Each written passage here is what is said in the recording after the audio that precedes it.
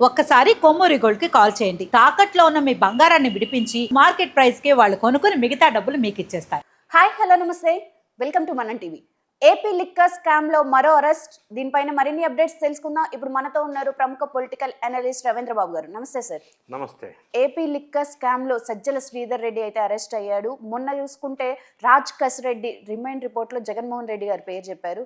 ఇప్పుడు శ్రీధర్ రెడ్డి ఏం చెప్పబోతున్నారు? భారతదేశంలోనే అతి పెద్ద స్కామ్ ఏపీ లిక్కర్ స్కామ్ అనేది అందరికీ తెలుసు. దీన్ని బేస్ చేసుకొని 5th ఫిబ్రవరి 2025లో ప్రస్తుత NDA government special investigation team constitute చేశారు. అయితే ఆ ఇన్వెస్టిగేషన్లో ముందుకు వెళ్తున్న తరుణంలో ఆ ఫ్యూ డేస్ తర్వాత వాళ్ళు విచారణ చేస్తున్నప్పుడు తాడేపల్లి ప్యాలెస్ దగ్గర ఫైర్ యాక్సిడెంట్ అయింది. అందులో మరి దీనికి సంబంధించిన ఫైల్స్ తగలబడినాయో ఏమో అర్థం కావట్లేదు. ఆ సీసీటీవీ ఫుటేజ్ ఇవ్వమని వైఎస్ఆర్ కాంగ్రెస్ పార్టీ శ్రేణులను అడిగారు సిట్ అధికారులు. సహకరించలా ఇలా మరి అదేం మతలబ్బ తెలదు. రెండోది, ఈ టాపిక్ ఇప్పుడు వినిపిస్తున్న అంశాల్లో అరెస్ట్ అయ్యారు ఒకటి. రెండోది, అక్రమ కేసుల్లో అరెస్ట్ చేస్తున్నారని కొంత వార్త వినిపిస్తుంది. అక్రమం కేసులు పెట్టడం అంటే ఇదే లిక్కర్ స్కామ్ జరిగింది అని పెద్ద దుమారం లేసి బ్లేమ్ చేసి A3గా నారా చంద్రబాబు నాయుడు గారి పేరు పెట్టి 28th అక్టోబర్ 2023లో జగన్ రెడ్డి గారు కేసు పెట్టారు. చంద్రబాబు నాయుడు గారి పేరు పెట్టి A3గా. ఓకే. దాన్ని అక్రమంగా పెట్టడం అంటారు. పెట్టింది ఎందుకు? దీన్ని కనెక్షన్ చేస్తున్నాను నేను ఇప్పుడిప్పుడే. ఎందుకు పెట్టారు కేసు జగన్ గారు అంటే PMK distilleries, Visakha distilleries, SPY agro distilleries అనే డిస్టిలరీస్ కంపెనీస్కి చంద్రబాబు నాయుడు గారు పర్మిషన్ ఇచ్చారు. ఈ పర్మిషన్ ఇవ్వటమే పెద్ద కుంభకోణం, అసలు మద్యం కుంభకోణం. చంద్రబాబు నాయుడు గారు పర్మిషన్ ఇచ్చారని పెద్ద బ్లేమ్ గేమ్ చేసి A3గా కేసు పెట్టాడు. ఓకే. ఇప్పుడు అదే డిస్టిలరీస్ నుంచి వీళ్ళు స్కామ్ ప్లాన్ చేశారు. అదే డిస్టిలరీస్ నుంచి ఇప్పుడు వీళ్ళు స్కామ్ డిజైన్ చేశారు. First point. సెకండ్ పాయింట్, ఈ లిక్కర్ స్కామ్లో A1గా కేసిరెడ్డి రాజశేఖర్ రెడ్డి, A2గా బెవరేజెస్ కార్పొరేషన్ అప్పట్లో ఎండి వాసుదేవ్ రెడ్డి. ఆయన అసలు రైల్వే ఎంప్లాయీ, తీసుకొచ్చి ఈ ప్లేస్లో కూర్చోబెట్టారు మనకు పనికి వస్తాడని. మూడో A3గా సత్యప్రసాద్, ఆయన స్పెషల్ ఆఫీసర్గా తీసుకున్నారు. ఓకే. నాలుగోది A4 Mithun Reddy, A5 Vijayasai Reddy, A6 Sajjala Sridhar Reddy. ఇట్లా A29 అక్యూజ్డ్ ఉన్నారు. ఇందులో గమనించాల్సిన అంశం ఏంటంటే ఫస్ట్ 10 అక్యూజ్డ్ పేర్లు మనం గుర్తుపట్టొచ్చాము, కానీ ఆ తర్వాత డిస్టిలరీస్ వాళ్ళకి సంబంధించిన అక్యూజ్డ్ ఉన్నారు. చివరికి వచ్చేసరికి లాస్ట్ 10 మాత్రం బంగారం షాపుల వాళ్ళ పేర్లు ఉన్నాయి. అదేంది అసలు లిక్కర్ స్కామ్కి గోల్డ్కి ఏం సంబంధం సార్? లిక్కర్ షాప్స్కి జ్యువెలరీ షాప్ వాళ్ళు అక్యూజ్డ్ లిస్ట్లో ఉన్నారు 10 మంది. ఇది మతలబ్ ఏంటంటే ఈ స్కాము ఫస్ట్ అసలు లిక్కర్ పాలసీయా లిక్కర్ స్కామా? ఒకవేళ పాలసీ ఫ్రేమ్ చేయాలంటే ఫ్రేమ్ చేయవలసింది ఎవరు? సంబంధిత ఎక్స్పర్ట్స్ కదా. మరి ప్రెస్ మీడియాలో విజయసాయి రెడ్డి చెప్పాడు, వాళ్ళ ఇంట్లో హైదరాబాద్లో ఒక పాలసీ ఫ్రేమ్ కోసం మీటింగ్ జరిగింది. ఎవరు అందులో పార్టిసిపెంట్స్? ఏ ఎక్స్పర్ట్స్? పాలసీ ఎక్స్పర్ట్సా, స్కామ్ ఎక్స్పర్ట్సా? కసిరెడ్డి రాజశేఖర్ రెడ్డి, మిథున్ రెడ్డి, వాసుదేవ రెడ్డి, విజయసాయి రెడ్డి. వీళ్ళ పాలసీ ఫ్రేమ్ చేసేది. 2 సార్లు ఇంట్లో కూర్చున్నాం, పాలసీ ఫ్రేమ్ చేసామన్నారు. సజ్జల శ్రీధర్ రెడ్డి కూడా అందులో ఉన్నాడు. ఓకే. సో ఇది ఒక స్కామ్కి రూపకల్పన జరిగింది.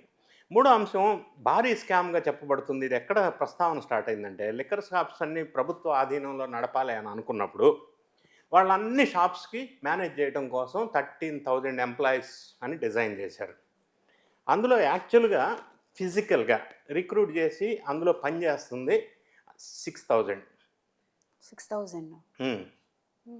సో రిమైనింగ్ 7,000 ఎంప్లాయీస్ లేకుండానే attendance register documentary process create చేసుకొని పర్ మంత్ 20 crore అని చెప్పేసి పైసలు గవర్నమెంట్ నుంచి పేమెంట్ వెళ్ళింది. రియల్గా పే చేసింది 9 crores. 20 crore అని చెప్పి 9 crore పే. రిమైనింగ్ ఎంప్లాయీస్ లేరు కదా, అది ఎవరి జేబులోకి వెళ్ళింది? వాళ్ళకి ఇవ్వవలసిన వాళ్ళ శాలరీలో కట్ చేసిన PF ESI, వాళ్ళకి ఈఎస్ఐకి పిఎఫ్కి పే చేయాల, నెలకు 2 కోట్లు అయ్యి అక్కడికి వెళ్ళి. మూడోది, వీళ్ళు రెగ్యులర్ మ్యానుఫ్యాక్చరింగ్ ఫెసిలిటీస్ ఉన్న డిస్టిలరీస్ దగ్గర వీళ్ళు మాల్ తీసుకోవాలా. వీళ్ళు తీసుకున్న మాల్ ఎక్కడి నుంచి? ఆదాన్ డిస్టిలరీసు, లీలా డిస్టిలరీసు, ఎస్పీవై ఆగ్రో డిస్టిలరీసు, SSJ డిస్టిలరీసు, సెంటినరీ డిస్టిలరీసు, వీళ్ళ నుంచి మాత్రమే ఎందుకు లిక్కర్ కొనుగోలు చేశారు? నెక్స్ట్ క్వశ్చన్, వీళ్ళకి అసలు మ్యానుఫ్యాక్చరింగ్ ఫెసిలిటీయే లేదు. Third question, Adan distilleries, Leela distilleries, Kasireddy Rajasekhar Reddy, Mithun Reddy joint venture అని విజయసాయి రెడ్డి గారు చెప్పారు. వీళ్ళిద్దరూ ఈ పెట్టుకోవటం కోసం 100 కోట్లు అప్పిచ్చానని చెప్పాడు.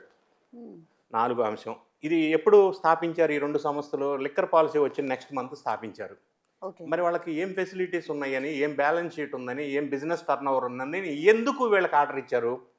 నెక్స్ట్ క్వశ్చన్, మొత్తం డిజిటల్ పేమెంట్ జరుగుతున్న యుగంలో క్యాష్ పేమెంట్ ఎందుకు జరిగింది? ఈ అంచెల వారీగా క్యాష్ కలెక్షన్ ఎందుకు జరిగింది? ఇందులో శ్రీధర్ రెడ్డి, సజ్జల శ్రీధర్ రెడ్డి, ఈయన ఎవరు అనేది చాలామంది తెలియకపోవచ్చు. సజ్జల రామకృష్ణారెడ్డి సకల శాఖ మంత్రి, ఆయనకు సంబంధించిన చుట్టం, కడప జిల్లా పులివెందుల నియోజకవర్గం. సరే, ఈయన బీటెక్ ఇంజనీరింగ్ చేశాడు, తర్వాత రాజకీయాల్లో ప్రయత్నాలు చేశాడు, పదవుల కోసం అవి ఫెయిల్ అయ్యారు, అది వేరే విషయం. అనుకోకుండానో వేరే ఏమో తెలియదు కానీ ఎస్పీవై ఇండస్ట్రీస్ అని నంద్యాల, నంది పైప్స్ పెద్ద పారిశ్రామికవేత్త, వాళ్ళ కూతుర్ని పెళ్లి చేసుకున్నాడు, లవ్ మ్యారేజ్. ఆ విధంగా ఆయన ఎస్పీవై ఆగ్రో డిస్టిలరీస్కి అధిపతి అయ్యాడు. సో ఈ సజ్జల ఇప్పుడు అరెస్ట్ చేసి తీసుకెళ్లారు, కోర్టులో సబ్మిట్ చేస్తున్నారు ఈరోజు. సజ్జల శ్రీధర్ రెడ్డి రోల్ ఏం ప్లే చేశాడంటే, డిస్టిలరీస్ వాళ్ళందరినీ పిలిచి మాకు నెలకు 60 కోట్లు కమిషన్ రావాలా, కమిషన్ రావాలంటే ఏ ఫార్ములా వర్కౌట్ చేయాలా అనేది చర్చలు జరిపారు ఈయన ఇప్పుడు అరెస్ట్ అయిన ఆయన. సో వీళ్ళు ఫార్ములా ఏం పెట్టుకున్నారంటే, డేటా అనాలిసిస్ ప్రకారం 40 లక్షల కేసులు పర్ మంత్ కన్జంప్షన్ అవుతుంది. 30 లక్షల కేసులు లిక్కరు, 10 లక్షల కేసులు బీరు. సో ఒక్కొక్క కేసు మీద ఏ బ్రాండ్కి ఎంత కమిషన్ ఫిక్స్ చేయాలో ఫిక్స్ చేశారు. ఫస్ట్ 12% అన్నారు, తర్వాత 20% అన్నారు. ఫైనల్గా 150 రూపీస్ నుంచి తక్కువ బ్రాండ్ లిక్కర్కి కేసుకి, కాస్ట్లీ బ్రాండ్ లిక్కర్ కేసుకి 600 రూపీస్. ఈ మధ్యలో కమిషన్ ఫిక్స్ చేసి సెట్ చేసి డిస్టిలరీ వాళ్ళని ఒప్పించి చేసిన మనిషి ఇప్పుడు అరెస్ట్ అయిన సజ్జల శ్రీధర్ రెడ్డి. సో ఆయన ఈ కమిషన్ రూపంలో తీసుకున్న తర్వాత వేరే బ్రాండెడ్ డిస్టిలరీస్ ఉంటారు, అన్ని రాష్ట్రాల్లో వాళ్ళ బిజినెస్ ఉంటుంది, మ్యానుఫ్యాక్చరింగ్ ఫెసిలిటీస్ ఉంటాయి. For example McDonald's, for example Seagram distilleries, for example Kingfisher. ఇటువంటి బ్రాండెడ్ లిక్కర్ వాళ్ళకి అవకాశం ఇవ్వాల. ఎందుకు ఇవ్వలేదంటే, వీళ్ళు అడిగిన కమిషను పెద్ద పెద్ద బ్రాండెడ్ మల్టీ స్టేట్స్లో ఆపరేషన్స్లో ఉన్న వాళ్ళు ఆంధ్రప్రదేశ్కి ఇవ్వలేమన్నారు. వాళ్ళని అవాయిడ్ చేసి దొబ్బేశారు. ఇప్పుడు నేను చెప్తున్న అంశాలన్నీ, ఇక్కడ ఒక డిస్క్లైమర్, నేను చెప్తున్న అంశాలన్నీ ఈ లిక్కర్ కేసులో సిట్ వాళ్ళు నిన్న సబ్మిట్ చేసిన రిమాండ్ రిపోర్ట్, 16 పేజీల రిమాండ్ రిపోర్ట్లో ఉన్న అంశాలను మాత్రమే నేను బేస్గా తీసుకొని చెప్తున్నా. వాళ్ళు డీటెయిల్డ్గా ఎక్స్ప్లెయిన్ చేశారు, అది నేను స్టడీ చేశాను. సో వీళ్ళు ఏం చేశారు, ఫర్ ఎగ్జాంపుల్ మ్యాక్డొనాల్డ్స్ ఉంది, బ్రాండెడ్ కంపెనీ, వాళ్ళు కమిషన్ అడిగితే ఇవ్వమన్నారు. దాని పర్యవసానం ఏంటంటే, జగన్ రెడ్డి గారు రాకముందు మ్యాక్డొనాల్డ్స్ అనే బ్రాండెడ్ లిక్కరు ఆంధ్రప్రదేశ్లో per month 23.79 lakhs cases sale అయ్యాయి. జగన్ రెడ్డి గారు వచ్చినాక 5 కేసులు సేల్ చేశారు, అంతే అవకాశం ఇచ్చారు. కంప్లీట్ డౌన్ అయిపోయింది, వద్దన్నారు, ఎందుకంటే పైసలు ఇవ్వట్లేదు, కిక్ బ్యాక్స్. అలాగే ఇంకొక ఎగ్జాంపుల్, ఇంపీరియల్ బ్లూ అని ఒక branded medium size branded whisky company, Seagram's. అది జగన్ రెడ్డి గారు రాకముందు 20.20 lakh కేసెస్ అమ్మేవాళ్ళు పర్ మంత్. జగన్ రెడ్డి గారు వచ్చినాక ఓన్లీ 7 కేసెస్ అమ్మారు. కింగ్ ఫిషర్ 1.20 crore కేసెస్ అమ్మేవాళ్ళు గతంలో, జగన్ రెడ్డి గారు రాకముందు. జగన్ రెడ్డి గారు వచ్చిన తర్వాత 11 lakh కేసెస్ మాత్రమే వాళ్ళు అమ్ముకోవడానికి అవకాశం ఇచ్చారు. ఇవన్నీ రిమాండ్ రిపోర్ట్లో ప్రస్తావనకు వచ్చినాయి, రాశారు. అంటే బ్రాండెడ్ కంపెనీస్ కమిషన్ ఇవ్వరు కాబట్టి పక్కన పెట్టేశారు. ఈ లోకల్ బ్రాండు డిస్టిలరీస్ మన వాళ్ళకి మనం పెట్టించుకొని వాళ్ళ దగ్గర నుంచి పిచ్చి బ్రాండ్లు, పిచ్చి క్వాలిటీ. ఈ మాట ఎందుకు అంటున్నానంటే, ఇది liquor scam not only in terms of money. ఇప్పుడు ఆంధ్రప్రదేశ్లో ఆ పీరియడ్లో 32,176 మంది అస్వస్థతకు గురై చనిపోయారు లిక్కర్ వల్ల. ఒక గుంటూరు డి అడిక్షన్ సెంటర్లో 5 years గుంటూరు డి అడిక్షన్ సెంటర్లో బిఫోర్ జగన్ రెడ్డి గారు 5 yearsలో 343 పేషెంట్స్ వచ్చారు.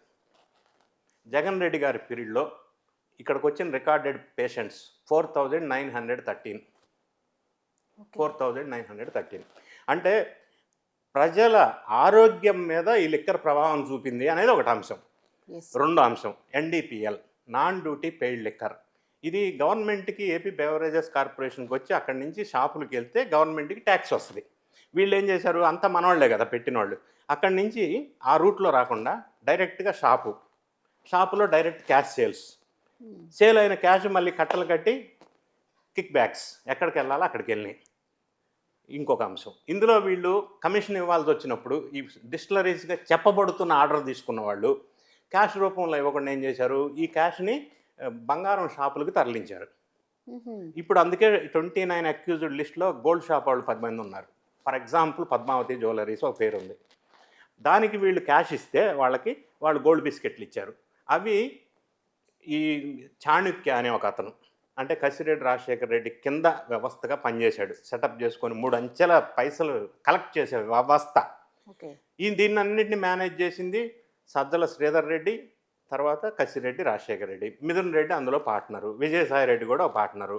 ఇవన్నిటి అంచెల వారీగా ఇవన్నీ ఎక్కడికి వెళ్ళినాయి అని రిమాండ్ రిపోర్ట్లో ప్రస్తావించారంటే జగన్ రెడ్డి గారి ఓఎస్డి కృష్ణమోహన్ రెడ్డి, భారతీ రెడ్డి గారికి భారతీ సిమెంట్లో హోల్ టైమ్ డైరెక్టర్ బాలాజీ అతని పేరు.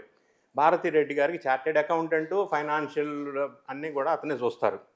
మరి వీళ్ళిద్దరు పేర్లు వరకు ఈ పరంపర కొనసాగింది. ఇప్పుడు సజ్జల శ్రీధర్ రెడ్డి, నిన్న అరెస్ట్ అయిన చాణక్య, వీళ్ళందరూ తర్వాత నెక్స్ట్ విచారణకి రావాల్సి ఉన్న మిథున్ రెడ్డి, విజయసాయి రెడ్డి ఏమన్నాడంటే లిక్కర్ కేసులో సగం బట్టలే ఇప్పదీశారు ఇప్పటివరకు, మిగతా నేను ఇప్పదీస్తా అన్నాడు, సహకరిస్తా అన్నాడు. అంటే ఆయన అప్రూవర్గా మారి అన్ని విషయాలు చెప్తాడా? ఆయన ఇందులో కీలక పాత్ర పోషించిన మాట వాస్తవం లేదా? ఆయనకు అన్ని విషయాలు లిక్కర్ ఆయన ఇంట్లోనే కదా తెలిసే అవకాశం ఉంది. ఆయన ద్వారా ఈ జగన్ రెడ్డి గారి ఓఎస్టీ లేదా భారతీ రెడ్డి గారి ఫైనాన్షియల్ ఎక్స్పర్ట్ డైరెక్టర్ భారతీ సిమెంట్లో వాళ్ళ ద్వారా అల్టిమేట్ బెనిఫిషరీ ఎవరో, అంతిమ లబ్ధిదారుడు ఇందులో ఎవరు చెప్తే చేశారు. నంబర్ 1, ఈ క్యాష్ ట్రాన్సాక్షన్ 60 కోట్లు పర్ మంత్, 3200 crores అంటున్నారు, కొంతమంది 20,000 కోట్లు అంటున్నారు, 1,00,000 కోట్లు అంటున్నారు. అవన్నీ పూర్తి వివరాలు వెలుగులోకి వచ్చినాక బయటకు వస్తాయి.